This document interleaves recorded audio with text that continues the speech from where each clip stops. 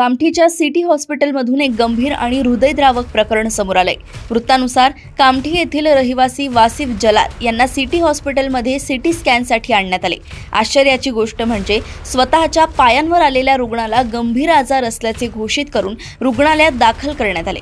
कुटुंबाचा आरोप आहे की दुसऱ्या दिवशी वासिफ जलाल यांना त्यांच्या परवानगीशिवाय व्हेंटिलेटरवर ठेवण्यात आले। कुटुंबाने विरोध केला तेव्हा डॉक्टरांनी रुग्णाला तातडीने शस्त्रक्रियेची आवश्यकता असल्याचे घोषित केले।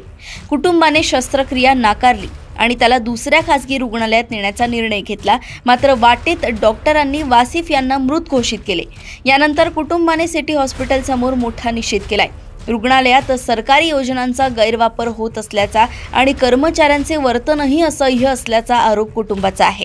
त्यांचा असाही आरोप आहे की फार्मासिस्ट डॉक्टरांनी लिहून दिलेल्या औषधांमध्ये अतिरिक्त औषधे घालतात।